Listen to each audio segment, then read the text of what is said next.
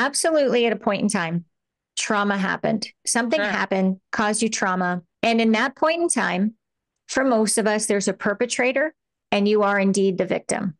Where it gets interesting is once it's over, you, as the one time victim, have the choice to say, I can choose right now to Yeah. continue to be the victim, Right. or I can choose not to be. Am I going to let somebody else who did this to me hold power over me for any more period of time?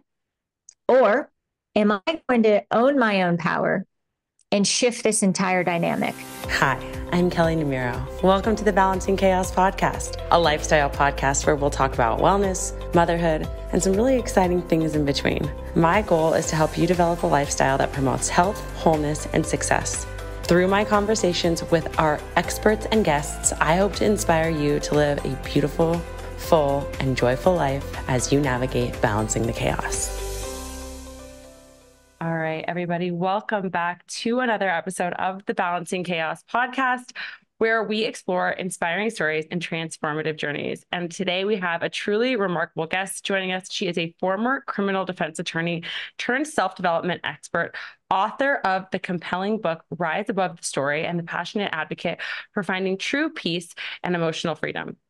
Our guest today has navigated the complexities of a challenging childhood, shouldering responsibilities that most of us can only imagine. From caring for her siblings to adopting her youngest brother, her journey was nothing short of extraordinary. And today she shares with us not only her experiences as a seasoned trial lawyer, but also the deep personal insights that propelled her towards healing and empowerment. So it is my honor to introduce a woman whose story serves as an inspiration to many. Please welcome our guest today, Karena Kilcoyne. Hi, Karena. Welcome to the show.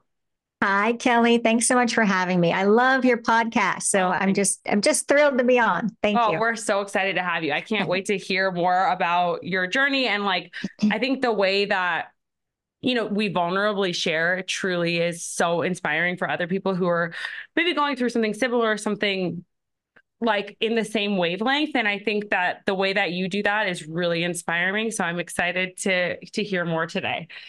So why don't we start there? Tell us a little bit about your upbringing. I know I mentioned a few little snippets of it when I just did the intro, but I would love to hear more in depth what that was like for you growing up and in that type of adversity.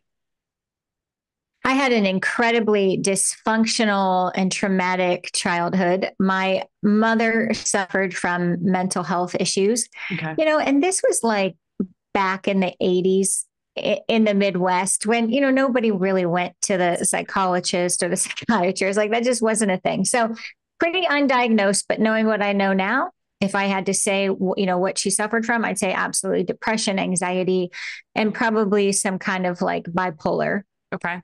episodes for sure. My father went to the federal penitentiary when I was 12. But before that, my parents had a very volatile, abusive relationship. And while my father was not physically abusive to me, he was very physically abusive to my mother. And I witnessed a lot of that at a very young age. And when he went to the federal penitentiary when I was 12, I was left basically to care for my family because my mother was really incapable Were you of the oldest? handling. I was the oldest. Okay. So I was 12. And at the time I had I had a younger brother and a younger sister. And a few years later, my mother had my youngest brother with another man. So it was a very trying time for us. We didn't have a lot of money when my father left. And I was left really to care for my mother who couldn't handle the stress of what was happening. So once we ran out of money, there was, just instances of, no electricity, no hot water, that kind of stuff, no food. I mean, I would scrape together loose change to try to buy groceries. And when that ended, I asked strangers for money to buy food and groceries. And it was very traumatic and yet very teaching me at a young age to be a people pleaser, to do what I had to do to survive. And, at that young age, you don't really comprehend. You don't have the capability, actually. You don't have the brain function to understand what's happening and to process what's happening to Right. you. So all those traumatic imprints really did a number on me. And then I went on to, I understood enough to know that education was my way out of poverty and out of my situation. So I put myself through college and then through law school. Mm-hmm. And I had this feeling that, like, oh, if I go on and I succeed and I do all these things, somehow that's going to magically heal me. It didn't. We can get into that later. But along that way, I did end up adopting my youngest brother, and he was 9 at the time, and I was 24 when our mother died. Oh, So there was just a lot in my early life, like the first, yeah. 24, 25 years of my life that was very traumatic. A lot of heaviness and like stuff that no child should have to experience. But what I think is really remarkable about everything that you just shared is that at no point does it sound to me like you ever really experienced that like victim mentality. Like, oh, why is this happening to me? Like, this is like unfair, or it's like, it sounds like you kind of were just left the mentality of like, I'm going to figure this out. Is that right?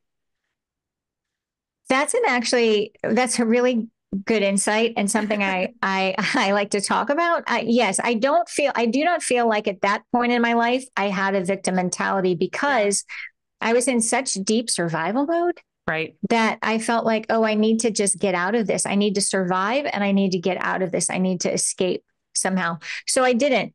But I will say that later on in my life, found yourself. Yes, I did find myself a little bit there of why, why did this happen to me? Am I ever going to get over it? Am I ever going to feel like I'm worth something? Am I ever going to feel fulfilled? Because no matter what I was doing, I felt so empty. So there was this time period later on in adulthood where I absolutely got caught up in victimhood. And so much of the victimhood was about also this sense of being ashamed of where I came from. The past was defining me. My father was a felon. There was just all of this kind of negative brain chatter that I had that was all about this. And that is what locked me up into victimhood in adulthood. Okay. So I want to come back to that. I want to put a pin in that for a second, but I want to go back to something else that you said that I think is really important, because I think a lot of people don't really recognize this. And I am sure that you touch on this in more detail in your book, but I think that what you were saying about how certain traumas within your childhood impacted certain behaviors that you tended to have in adulthood, like the people pleasing or that like drive for constant success, or thinking that that was going to be the thing that made you happy. Talk to us a little more and explain that a little bit more. Like, why? Because I've heard this from so many therapists. It's like we have these like almost like coping mechanisms in childhood that they serve us in that time in our life because it's a self-protective mechanism, but then they don't serve us in adulthood, and we have to figure out a way to break free from that. So can you talk a little bit about that? Absolutely. I feel like the trauma imprints and the profound effect trauma has, is it like a ripple effect, or is it like ocean waves crashing on the shore? For me, it was constant ripple effects. And then different points in my life, it became more like this violent crashing wave, and what I would choose to do in my career and my personal life. So in my career, I thought, like I said, that having this amount of success, winning these cases, being this lawyer, making this much money, having this car, these clothes, that would make me happy and fulfilled. And somehow it would erase all the shame I felt about who I thought I was.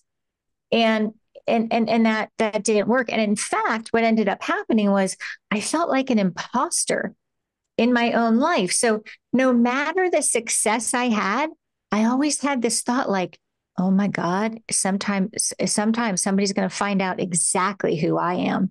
Yeah. And so no matter what I did or what I won or how I succeeded, it didn't matter to me. And personally, I took those imprints of my trauma from my childhood and I signed up for dysfunctional relationships. I would say that I have been married twice, and my first husband was a nice man. I mean, we didn't have an abusive relationship or anything, but what it was though, it was so emotionally disconnected. There was no intimacy. There was no emotional intimacy. There was no depth to what we had. And I know that subconsciously I chose him for that reason. because I wasn't You didn't ready. want to connect with Right. someone. Yeah. I didn't want to. I wasn't able to. And so he allowed me, because he was also disconnected, he allowed me to exist in this space where I felt quote unquote safe, but I didn't really have to invest myself. And that carried on like that. I mean, we dated for quite a few years and we were married 7. And all of a sudden, as I started to have thoughts and witness things and other people and friends and relationships, what they had. And I thought, wow, I have nothing like that. I don't have a connection. I don't have the intimacy. I don't feel like I can count on him. He doesn't know A, B, and C about how I feel. So I think that the ripple effects and the wave effect of trauma on us throughout our lives are crazy impactful. And we do carry those imprints, we were talking about, the people pleaser. Oh my gosh, even today, after all the healing I've been through, my default is still people pleasing. And I have to catch myself. I had to catch myself. Oh, wait, hold on. I'm not paying attention to what I need. I feel so. Absolutely, you're right. They do, those imprints carry on for a long time, and we have to become aware of them. What I think is really interesting about everything that you just said, like the common thread that you can kind of pull through all of those examples, is that like it's all self-protection. It's like, I don't want to have to be hurt again. I don't want to have to. So if I please this person through people pleasing, then I won't let them down and they won't be mad at me and they won't leave me, or whatever the fear is. Or like if I go into this marriage, where I don't have this like deep, meaningful connection, then I won't have to have like the fear of like committing to that and like doing the emotional work with a partner, or like having that partner let me down in a way like I saw with my parents. And so it's all it as a way to protect ourselves from feeling that hurt and that pain again. Yeah, absolutely. Really interesting. And I think the danger in that, if we could just extrapolate on that a little bit, the real danger in that is that you will not even realize it because it's so subconscious. Absolutely. Your brain becomes so good at protecting you because the number one thing your brain's concerned about is survival. Right. So your subconscious mind, or what I call your emotional brain in the book, it becomes so stealth and wonderful at protecting you, quote unquote, protecting you, that it doesn't want you to get hurt. It wants to survive. It wants you to survive. So it does these things and creates these patterns and these emotional reactions or no reaction to keep you safe. Right. So I think the danger is that you could get caught up in your unknowing subconscious mind, your emotional mind, and go a long time in your life or your whole life living a small life, not really fully invested and not really understanding that what your brain is telling you is not the whole truth. You're worth so much more than that. So let me ask you this, because I think that like it's like a form of self-sabotage. It's like we don't even realize the patterns that we're stuck in that are leaving us in a place that is stuck in a life that we don't necessarily want, or we know that we could have better. How do we start to recognize those subconscious like patterns that we're in? It's all about self-awareness, which I know sounds, well, but you're talking about a subconscious pattern. So how do you have self-awareness around it? But it is your day-to-day life. So in the book, I story tell throughout the book. I share all my very deepest, most hurtful stories and memories. And then I share what I know and what I've learned. But what I really, really wanted to do is I offer these journal prompts at the end of every chapter. And I really want to inspire people to think about what we talked about in each chapter to create the self-awareness. Because what we do is, even if we know enough to know we're hurting and we need to feel better, and we go to a therapist. Yep. I don't know if you've ever had this experience, but I've been to a therapist and I talk around my pain. I don't really get into this childhood thing happened and da-da-da. Historically, I would go to therapy and I would talk about, my husband and I, da-da-da, and my boss is being like this, and and it's all these other things. And really it's because those things are triggers about something deeper in you, some story you have about yourself, for me, it was abandonment. I felt so abandoned as a child, emotionally, mentally, physically abandoned. And so for me, that was my pattern through life. So what I want to create for people is this self-awareness. And it comes with kind of investigating and looking at your life and your day-to-day life, and where are you unhappy, and what's making you unhappy about that? What are your triggers? What is your past? What was your childhood like?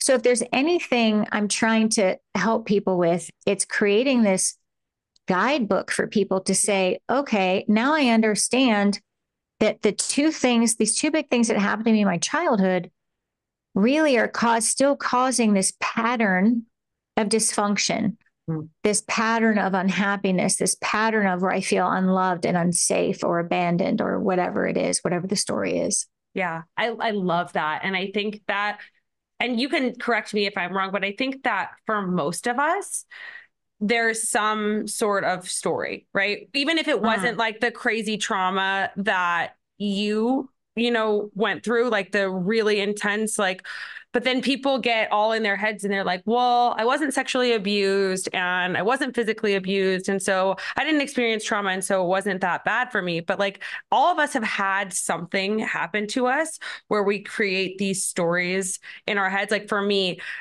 I know that like now again, like after being very reflective and like doing a lot of work on myself, like my triggers are if somebody is critical of me, because when I was a child growing up, like I grew up in an environment where my parents were very like, what's the word I'm looking for? Like, they had very high expectations. It was like a very much a perfectionist mindset. And so if my husband is critical of me, that's a trigger for me. And I get very defensive and I'm like, well, you do this and I didn't do that. And it's like, I get so defensive. And so I have to catch myself in those moments where I feel like I'm not good enough for him because I felt that way with my parents. And so I think if it's even as small as that, it can be something that is maybe like little trauma for some people. Do you find that?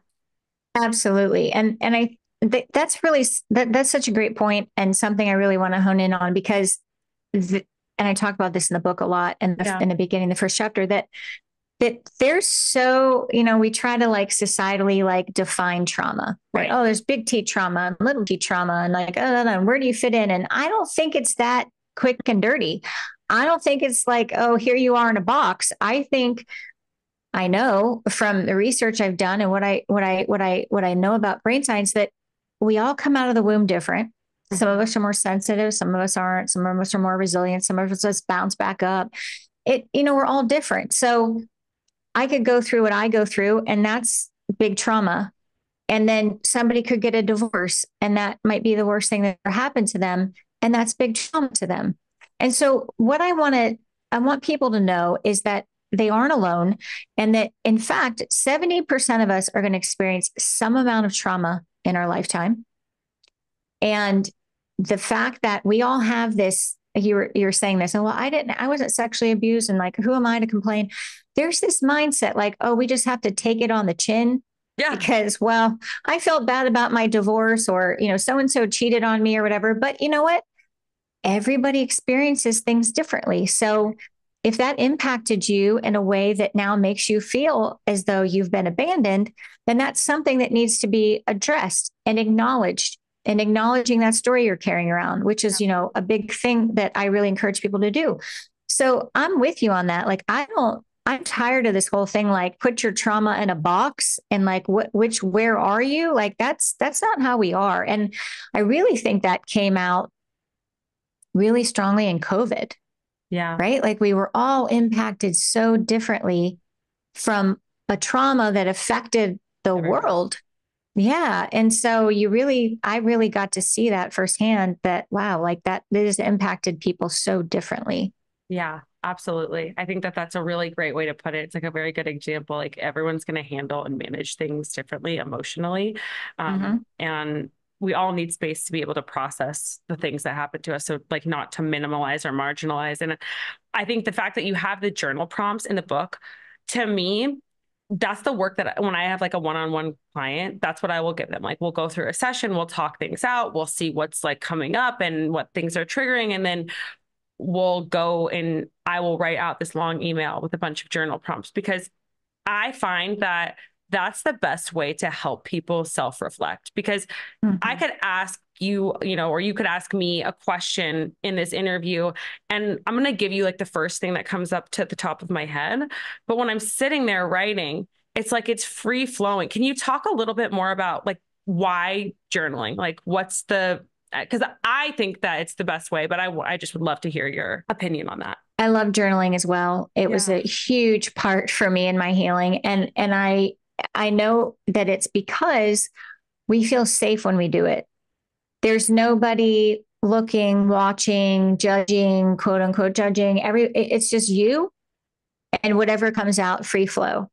Yeah. And it was so empowering to me and freeing when I did that. And even through writing this book, I wrote so many drafts of this book over 8 years that the beginning drafts were so like I'd write and I'd cry and I'd bawl my eyes out and I'd get angry. And somebody very wise said to me, well, those aren't the versions you need to use because you aren't in the place yet. Yeah. Right. Right. So I was healing as I was writing, and that reinforced even more to me. And in those versions, I didn't have journal prompts. It was just more my story. Yeah. So when I realized how cathartic writing was and what I was doing by writing this book, but without journal prompts, I was like, wow, I need to give the reader the space to do the same. Yes. Because that is where I felt safe to write my deepest thoughts. And there's something about whether you like a pen on paper or keys on a keyboard, there's also something about, I'm sure you can ask like any great songwriter, there's something about divine that happens when you start and you open yourself up and you make yourself a channel. There's things that come out of you that you didn't even realize bothered you or that you love or that you'd like to work on. So I am a firm believer, and I will sing it from the rooftops about journaling for sure. I love that. I think that it's like the best outlet. Like you said, I think that like one of the points that you brought up too is like the idea of like, again, like if one of us were to ask each other a question, it's like, and we weren't even concerned about the whole podcast audience listening, but just if it was just us two, it's like, you're concerned about, wait, what will that person think? And like, I think I even used to do that in therapy. It was like, well, what is the answer that my therapist wants to hear versus what I'm actually feeling? And the journal is like, no one's watching you. No, you get to actually completely process what it is you're really feeling in a very safe space. And I think that that's really powerful. So I love that about your book. I think that that's incredible. Hi, I'm Kelley Namiro, your host, certified holistic hormone coach, and Pilates instructor for the WBK method. You can consider me your guide in helping you curate the very best version of yourself from the inside out. Feeling physically better by optimizing your hormones to feeling mentally and emotionally better by creating a more deep and grounded connection with yourself. I get questions all the time in my DMs about things like, what supplements should I be taking for my menopause symptoms? Or is it normal that I'm always exhausted? My doctor said that's what happens as I get older. Or maybe I gained 20 pounds in the last couple of years and I have no idea how to lose it. And even I'm chronically bloated and I've tried every elimination diet. Please help. But here's the thing. There are no quick fixes out there. Until you know the root cause of what's going on in your body and you use precision supplementation, a targeted diet, and mindset and lifestyle changes that are specific to your unique circumstances and lab values, you're never going to be able to heal. Throwing just random supplements that make all these promises or a restrictive diet at a weight issue is never going to work because it's not focused on what's going on internally with you. And often we can make the problem worse when we do these things. And that's why I've created the WBK Lab Review Package. In this package, you'll receive lab kits and a custom lab form based on your symptoms and health history. Once you've completed the saliva kit for your adrenals, the stool kit for your gut health, and the blood tests for your hormones and other health markers, we'll sit down together and create a customized plan that will help you balance your hormones in a holistic way so that you can lose weight, have more energy, maintain a balanced mood, and achieve the results that you've been wanting. This year, it is time to get the results that you've been dreaming of because you're targeting your unique system. If you're ready to experience more energy, comfort, confidence in your body, and relief from those nagging symptoms that have been bringing you down, I would love to support you in doing just that. This program includes a one-on-one call between you and me, all of the labs needed to create your customized protocol, and a PDF with your unique plan that you'll be following going forward so that you can take your time in implementing your new diet, supplements, and lifestyle changes. To learn more about this, head to the link in the show notes or go to wellnessbykelley.com to learn more about the WBK lab review. I want to go down the path of your story now into when you became a trial lawyer. What was that? What was that decision like for you? Or was that something you knew, I wanted to do this from when I was younger? What did that look like for you? From when I was very young, I knew I wanted to be a writer. Okay. And I didn't really understand what that meant, but I just loved books so much because given what I was living in, books were my escape. So, and I actually had a really wonderful neighbor in the apartment building where I remember growing up very young, and she would sit with me on the porch, on the stoop, and we would read books together. And that became such an important part of my life and escape. But as my life evolved and I knew that things were going down a certain way, I started to think, oh, well, I can't do that. I can't follow my dream. What if it doesn't work out? What if I can't make the money I need to make? So because of what my father had been through, and, we went through it. We had the FBI sitting outside our house, surveilling us.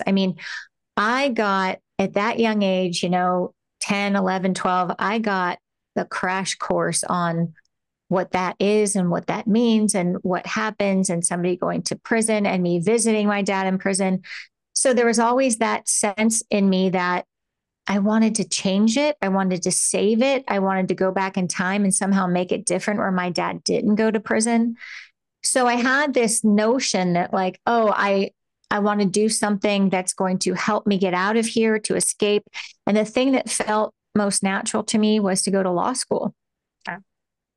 So I went, and it was really challenging because at the time that I got accepted into law school, my mother was diagnosed with cancer. Oh my gosh. So I was all prepared to move and go somewhere finally to go away to school because I hadn't done that for college. I stayed in my hometown and went to college. And I didn't get to go for law school either. So I would commute an hour and a half each way to law school every day while my mom was going through cancer treatments to help take care of my brothers and sister. So when I finally did it and passed the bar exam, it was this just huge sense of relief. And I had the blessing to work with some of the best lawyers in the town where I was practicing. And they taught me a lot and they shared a lot with me. So they were all criminal defense attorneys. And then again, because of what my father had been through, it felt like a natural fit. And so, but like I was saying earlier, as hard as I worked and everything I did, it still always felt like I didn't belong there. Okay. Part of me felt like, oh, I was an imposter. And it's a grueling job. I don't know how many lawyers you know. I know a lot of lawyers. I don't know a lot of happy lawyers. It's a very emotionally taxing job, right? Especially I think in criminal defense. Your somebody's life is in your hands, basically. Yeah. And you're carrying that around with you and working on it and thinking about it all the time. And some people are better at compartmentalizing. Yeah. Yeah. I was not so good at that. And so I would carry it around with me, and being in the emotional space I was in, which wasn't a good space, still not fully dealing with my trauma and not making wise relationship decisions. It just felt like my life was in a spiral. There was just so much stress. So what for you was because I feel like I had a very similar situation that I can really relate to what you're saying in that, when I was in a corporate job where I was working for my family's business for a number of years, it was just something that made me feel kind of burnout, kind of overwhelmed, I wasn't super passionate about it. And I did carry around some of that imposter syndrome from the time that I went to go get my MBA. I was like, this doesn't feel like me. Like, I don't feel like I'm the person to be like a marketing executive. Like, it just didn't feel like the right fit. So for you, like, what was the tipping point that made you finally realize, like, this is not it? When I realized that I was so unhappy doing it, I mean, miserable. And I think this is something that a lot of us experience. Yeah. You shared your story. And I think that there's something, it's almost like a blessing and a curse to be intelligent and to be driven. Because if you are not in tune with your own authenticity, yeah, you will get swept up in what you should do, what you could do to make a lot of money. You get swept up in this idea of, yeah, well, I'm smart enough to do this. I'm smart enough to do that. Well, yeah, you are, but does that mean you're going to be happy doing it? No. And so I think that until you know who you really are, and that's what started to happen to me. I never had the space to know who I really was. Yeah. What I really wanted. I had that early desire, like I was saying about, I loved books so much. And I carried that around with me, tucked so deep in my heart, because I was never going to let somebody take that from me, because so many things were taken from me in my childhood. Yeah. And I was never letting anybody take that. And I talked myself into this idea that, well, if I go to law school, I get to read there and I get to write there. And it's, yeah, if anybody's listening and considering going to law school instead of being a writer, it is not the same, not the same kind of writing and reading. So I think that when you don't know who you are and you haven't been afforded the time and space to really understand what you love and what you want and who you want to be in the world, then you can get caught up in something that is, like, I guess we used to call them the golden handcuffs. That was the term when I was in law school. People would feel like, oh, I'm getting caught up in this whole idea of like, I need this life and this money. And I think that you just have to really understand and weigh in on how unhappy are you? And does the pain, it's like that old saying, like the pain of staying is worse than the pain of the unknown to leave and go figure it out. Totally. And that's where I was, where I thought, you know what, I can't keep doing this. Like I was getting physically sick. Mm-hmm. Like I was getting like, and that's a whole thing too, like dis-ease and disease. And I thought, I'm on the borderline. I can't keep doing this job that I detest. I am so hearing, like, I feel so like aligned with that. Like I remember like being like, I would come home, I would have all these coping mechanisms of like, I'm going to drink like a half a bottle of wine, and then I'm going to eat like all these, things in my pantry, and like wake up, really not feel well, miss the gym, like, or miss a workout and then feel like I have to go work out after. And like, it would just be more stress on top of stress on top of stress, snoozing my alarm because I didn't want to go. It was just like a whole thing. And then you end up feeling, like you said, like physically unwell because of all of that. And it's like, and this, because of the stress. And it's just like, it becomes not worth it. And so I appreciate you sharing that, because I think it gives our listeners, if they are in that space where they're in a career or a job that makes them unhappy, the permission and even like the optionality of understanding that like you don't have to stay. There is other options. And I think that a lot of times people get very stuck in like exactly what you were saying before, like, this is what I should do. And this is what people expect of me. And so I think that the next thing for me in terms of like, because I want to talk about the victim mentality and like shifting your perspective on that. But before we go there, I would love to hear like, how does someone gain the confidence to do that?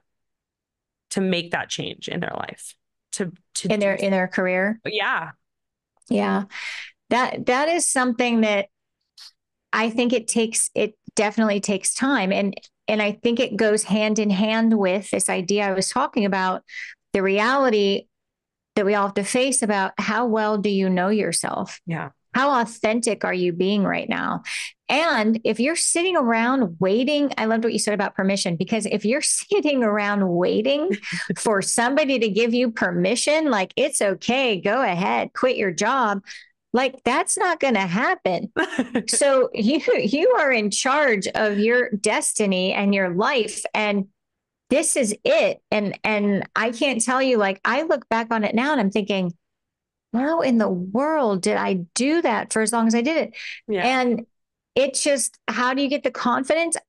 It's absolutely, for me, was it was little by little, like the frog in the boiling pot of water. And all of a sudden I was like, oh my God, I could go my whole life being this miserable. And why would I do that? Yeah. And it just, it really set me off to think, and I'll tell you how it happened for me was a little bit in reverse. It happened to me with a relationship that I share in the book that happened that caused the end of my first marriage. And when that whole thing started to unravel and I entered kind of like this early phase of healing, I really started to examine a lot of things. Not only why was I signing up for relationships that were so dysfunctional and hurtful and chaotic, but why was I also signing up for other things in my life that I didn't want? Because somebody else had this expectation, or somebody else thought, oh, you'd be good at this, or somebody else said, oh, you're such a great lawyer. And so it was multiple things that happened, but if you don't get with the confidence that if you don't come up with the confidence you need, I will say this, that sometimes things happen in your life that you will think is rock bottom. Yeah. But it is a gift. And it is to jar the hell out of you and shake you and say, is this where you want to be? Is this how you want to feel for the next 20, 30, 40 years? Yes. 100. Oh my gosh. I could not agree with this like sentiment more. It's like, it's so, so true. And it's like those wake up calls that we have that almost like, I can think of a very similar story. Like, a little over a year ago, I had been thinking for a really long time, like I want to have way less clients. I want to have way less work. I want to spend more time with my kids. But because of the external validation that I was getting from, you should be doing this, you're making so much money, you're doing all of these really amazing things with your career, I stayed in it and I stayed in it and I stayed in it. Now, do I think that this caused this bad thing to happen? We had a miscarriage almost at the end of our first trimester. And I, at the time, was like, this is like the worst thing that's ever happened to me. I was going through so much grief. It felt so painful. It was horrible. But that also forced me to say, I'm done. I'm done seeing clients. Like, I need to work on myself. I need to figure out what I want. I need to look inward. And I took a good 4-month break from having any private clients at all.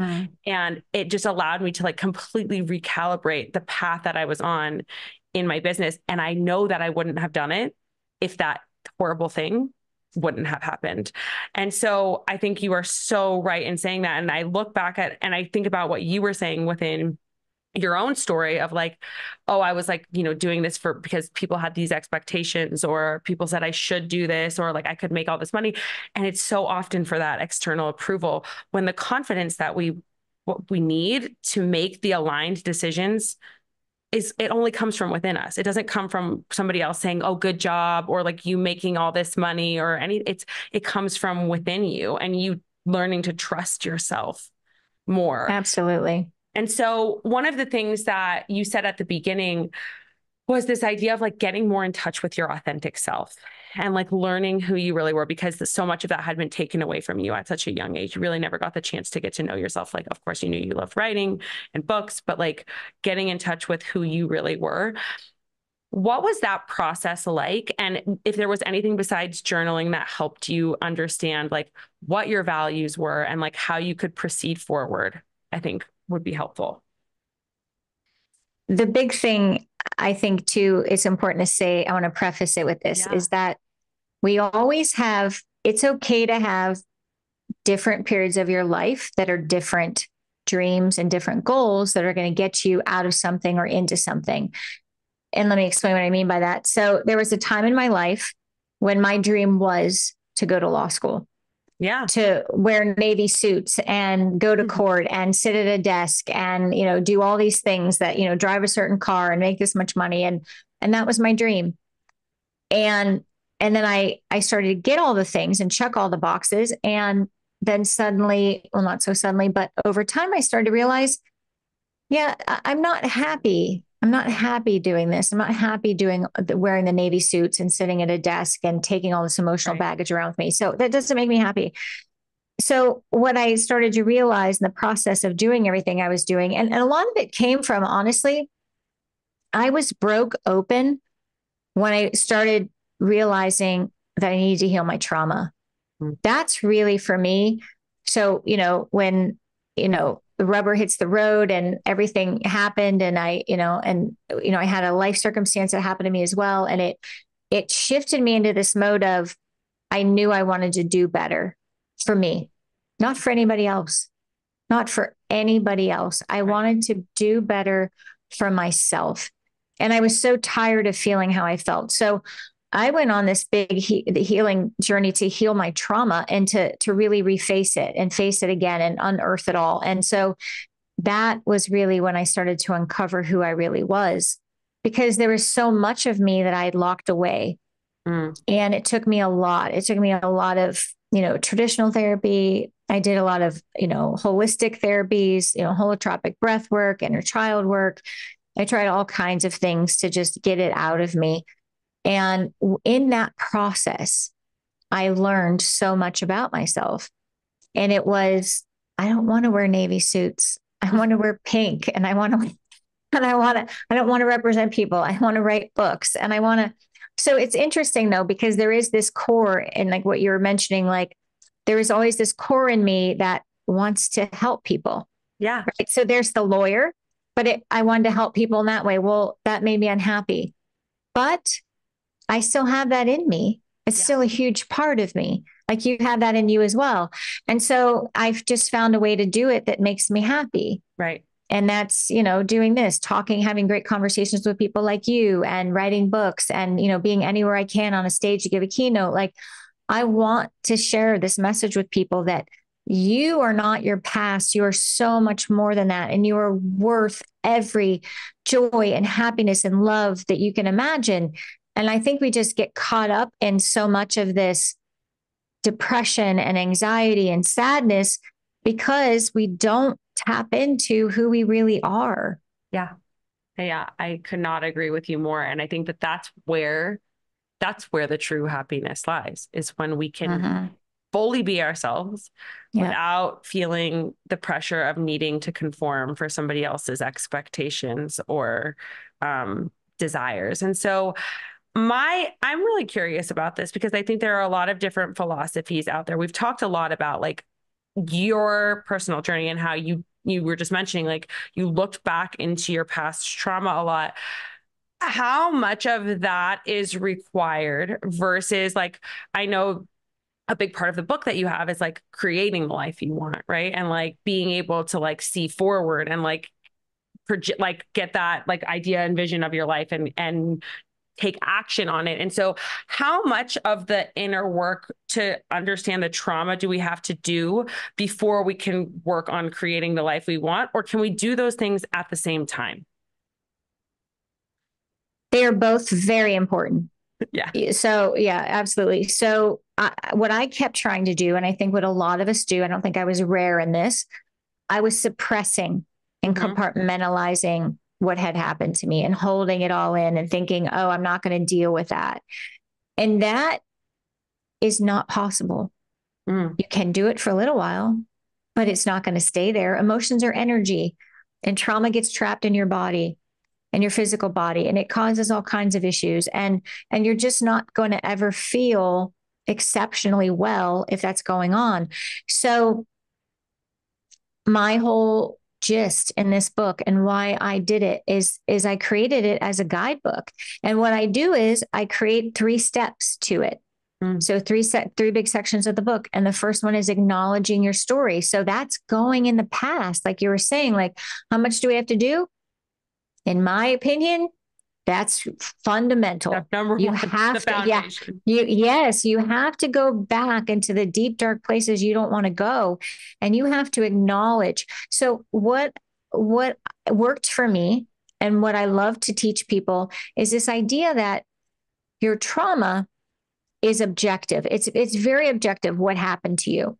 You know, it's the who, what, where, when, why, what were you, what was going on. Right. Very objective. And your story is the subjective interpretation of that, of what happened to you. So for me, my father went to prison, and my story was, oh, nobody's ever going to love me because I'm the daughter of a felon. So two totally different things. And so you really have to understand it, but it's a lot of work. I'm not going to sugarcoat it. Like when you go in and you start unearthing the old stuff, it's triggering and it's painful, but what you want to do is unearth it and acknowledge it, because until you do, it's still going to be stuck in you, and and you're never going to feel as well and as vibrant and as healthy and as excited about life as you could if it's still there inside of you. And then the second step is releasing it. And in that section, I talk a lot about all the work, the modalities you can do to get it out, in addition to traditional therapy, EMDR, all these things we talked about, holistic therapies, and then inner child work, forgiveness. OMG, forgiveness is such a huge part of healing. And we could probably talk for just, an hour about forgiveness. And then the third part is, the second part you talked about, which is this creating the life you want. But I believe, and it really is the truth for me, is that I couldn't create the life I wanted until I knew how to love myself. So I think that, like, when I hear you saying all of this, it really, like, the way that I'm interpreting it is like, okay, we have something happen to us, right? And that whatever it is that happens to us creates that story in our mind. That story is a limiting belief for most of us. Yes. It's a belief that we hold about ourselves, like what you were saying, like, I'm not lovable, I'm not worthy, I'm not perfect enough, whatever it is for you.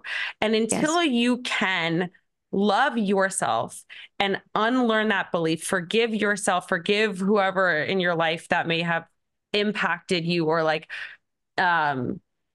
caused you to believe that thing, then you can't move forward in creating the life you want. That's correct? Correct. Okay. That's absolutely correct. Sense. And that's why there's so much mindset work in healing. Like it all is around, like, even if we go back to what I was going to ask you in the beginning about that, like, victim mentality, it's like, if you are stuck in the limiting belief, like, this is happening to me, woe is me, like, this is I'm never going to be able to get out of this. And whatever it is, I can't figure this out, I'm unlovable, then everything is my fault. You're never actually going to be able to do the thing to get out of it because you believe that. Right. So what I love to say about victimhood is I like to pull out my lawyer hat and my criminal lawyer hat. And I like to explain it like this. Absolutely. At a point in time, trauma happened. Something happened, caused you trauma. Something happened. And in that point in time, for most of us, there's a perpetrator and you are indeed the victim. No questions asked. Where it gets interesting is after that happens, just like in a criminal case, right? There's a perpetrator, a defendant, and a victim. And you go to court and you talk about it. And it's all the facts of what happened, da, da, da, da. And then once it's over, you, as the one-time victim, have the choice to say, I can choose right now to continue to be the victim, or I can choose not to be. I can choose to own my own power and not be this person's victim anymore. So I think that is a powerful realization and visualization of how you can look at your life and where you feel victimized and you think, okay, am I going to let somebody else who did this to me hold power over me for any more period of time? Or am I going to own my own power and shift this entire dynamic? And you can do that. Yeah. And the other thing that goes hand in hand with this is forgiveness. And I just want to say this because if anybody's out there listening and thinking, oh, I could never forgive so-and-so because they abused me or whatever, I completely understand. I felt like that for 30 years or more about my mother, about my own mother. Yeah. And I'm telling you that it is possible. And if you want healing and you want to be your authentic self, you have to find the forgiveness. And what's important to remember about this is the other person never needs to know. You don't need to call them and have a hash it out conversation where they're never probably going to get it anyway. Right. Most people are like, well, we have the same and we go, blah, blah, blah, tit, tat, tit, tat, and it never works out. And they always have their opinion on my opinion. To get yourself moving forward and healing, you don't have to even have the conversation with them. You just have to do the work yourself. Because if you're going to wait around and wait for somebody who abused you for years or treated you wrongly for years to all of a sudden say, oh, I'm so sorry, most of the time that's not going to happen. Right. If it does, that's great. But that's another example of us letting somebody else have the power over us. Yeah. I think that that's so, so beautifully said. My husband and I were talking about this in reference to somebody that we know who, they blame like everything that's wrong with them on their childhood and their mom not being around and all of that stuff. And it's like, yeah, you can do that, but then you're giving that person your power. You can choose to take power over your own actions and like your own happiness. And it's like, it's literally that simple. So I love that you brought up the forgiveness piece because that was going to be my next question. But I think that so many people don't really recognize that you're actually letting go of a burden when you are able to forgive someone. So what was that process like in forgiving your mother? Was that when she was still alive? No, it was after. No. Yeah. I took care of her on her deathbed. Mm-hmm. We had a hospice nurse, but I was, taking care of some of the shifts. And I still look back on it and think, how did I do that? Like we had a horrible relationship. And she was so abusive to me over the years. And this is, I'm sure there are people out there who could relate to this, but even on her deathbed, there was no, I'm so sorry for what I did or blah, blah, blah. It was just still very like we were so disconnected. Mm-hmm. And I carried that around for me. And that, being as young as I was, 24, that's so young, so young. And after she died and, Mother's Day was always so challenging for me because when she was alive, I was like, oh, it seems so phony. Like I'm going to celebrate her. And then when she died, I would feel guilty that I didn't have any remorse or anything. And I was like, and I wouldn't allow myself to grieve her. It took me a long time just to even grieve the fact that she died. And it wasn't until really my 40s when I went on this big journey where I was like, I got to get this figured out, that I really did the deep dive. And really what it took was I got really involved in compassion meditation. And that was just a lot of visualization of my mother and me and standing together and having conversations. And I also learned a lot about my mother's early life. And I was able to see that my mother had never been mothered. Her mother left when she was a baby. Her father was an alcoholic. She was raised till she was 12 or so by her Ukrainian speaking grandmother. I mean, she didn't know how to mother. She was never really mothered herself. And so, of course, she didn't know how to mother me. So it took me so long and it was such a process, but I'm telling you, I have done it. And now it feels so freeing. Like I actually see and think about her like on Mother's Day. And I think, God, like that must have been a hard day for her too.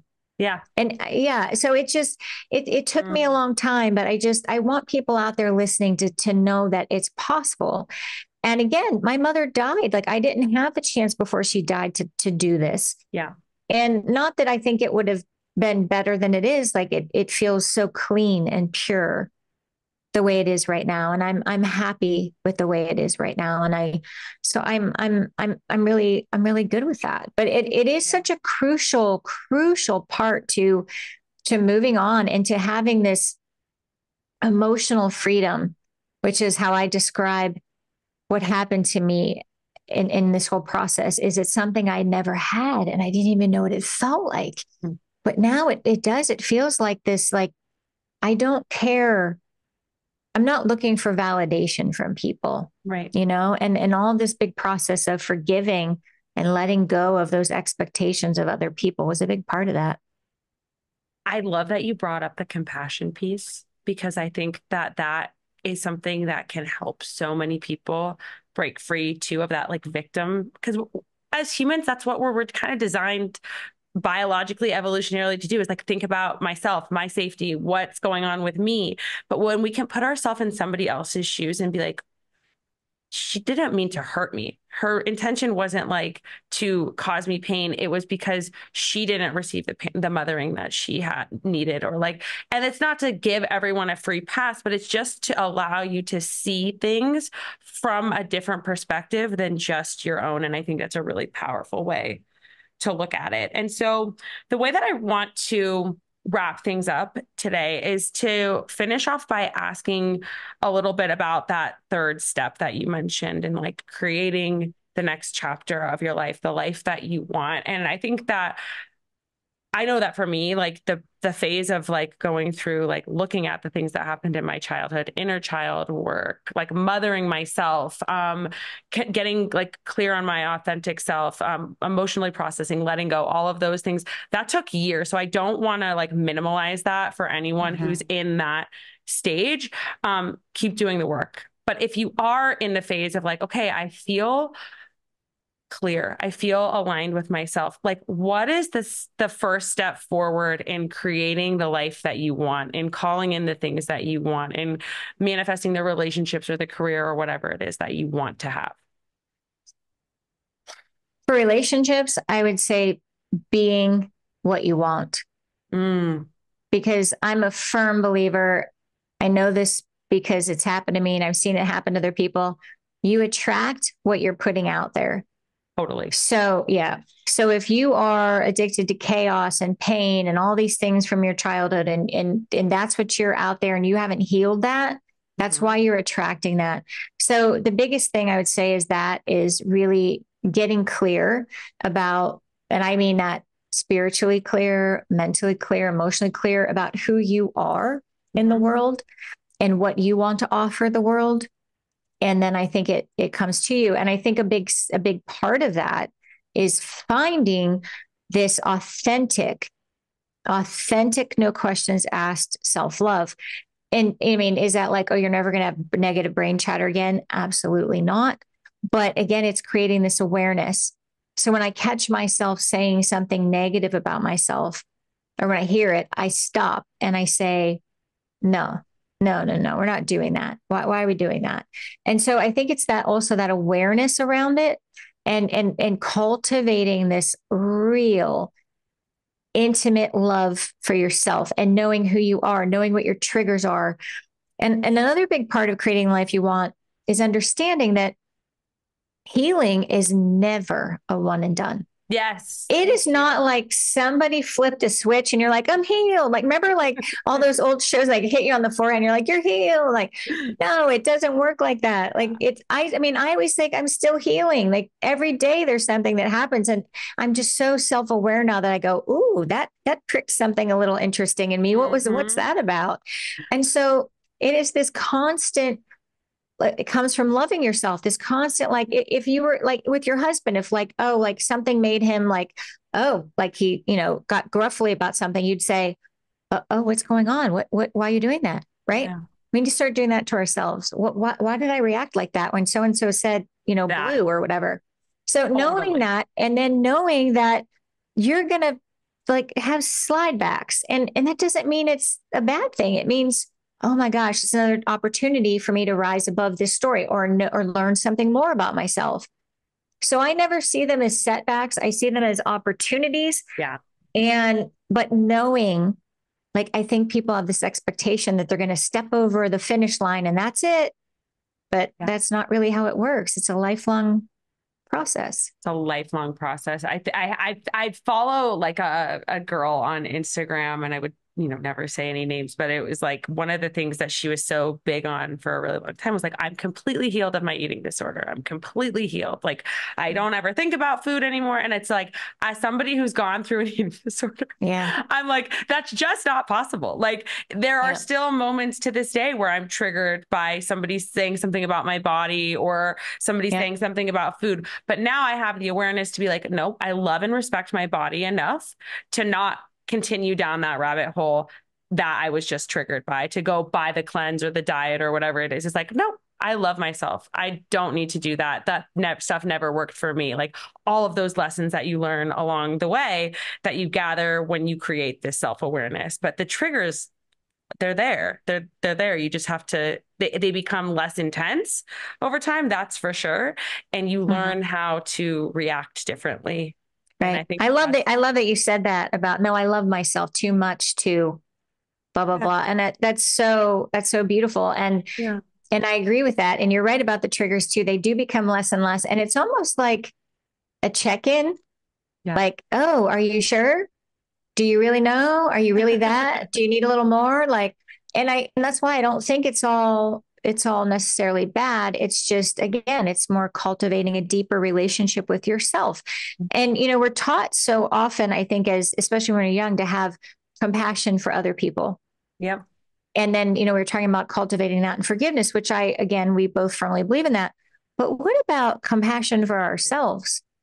We're not really taught that. We're taught like, oh, that's selfish. Don't be selfish. Da, da, da. And actually, it's different. It's different than being selfish. It's like, oh, look at me. I'm full of grace and I'm beautiful and I love myself. And I didn't handle that the best, but you know what? I'm going to do better next time. Yeah. I think that's so powerful, because I think that there are so many things in this world where we're at right now in 2024 that have the power to disconnect us from ourselves and to reinforce the negative chatter, like social media or media in general. Or it's just like all like, oh, you should be doing this. You should be doing this. This person's doing that. And it's like, it reinforces that. But that means that we have to double down on that self-connection and self-compassion even more. And I think that that's what I love the most about this whole conversation that we've had, is that thread that we can weave through this. And if you guys want to learn more about this whole topic, please go get Karena's book. I mean, I know that like there's so many beautiful insights just from this conversation that you've shared. I have the book, it's downstairs, and I can't wait to read it. So I'm super excited. Where can everybody find you, find the book, all the things? I'll link it in the show notes as well. You can find the book anywhere books are sold, and on my website, riseabovethestory.com. There are a couple fun things on there for your listeners. There's a free acknowledgement guide so they can sign up and get their journey started. And then there's also, if they buy the book, they can go back on the website and enter their order number, and they get this 68-page guided journal, which has all the journal prompts from the book with all this space to write your heart out. So oh, I love that. That's super fun. Yeah. That's amazing. Okay, cool. Yeah. Well, thank you so much, Karena. And then do you have a personal Instagram or anything that you? Oh, yes. Instagram, Karena_Kilcoyne. Okay, perfect. We'll link everything up for you. And we really appreciate your time. This was amazing. Thank you so much. Thank you, Kelley. I loved being here with you. I really hope that you enjoyed that episode. You can follow me on Instagram at Wellness by Kelley, or head over to our website, wellnessbykelley.com. Sign up now for the Wellness by Kelley 7-day free trial on our app, or head over to our course and now get 20% off the course or 10% off of the membership with the code Balancing Chaos, all one word, BALANCINGCHAOS. In our course, you'll get access to an emailed lab review plus protocols built out to help you heal with whatever hormonal imbalance you're struggling with. With our membership, you'll receive a library of content with our app with low-impact workouts, blood sugar balancing recipes, and mindfulness meditations, all designed to help you balance your hormones and help you feel like you are living your most beautiful, joyful, and vital life. If you like the show, please leave a rating and review. That is the best way to help the show grow and get to more listeners. We hope you enjoyed, and I will see you next week.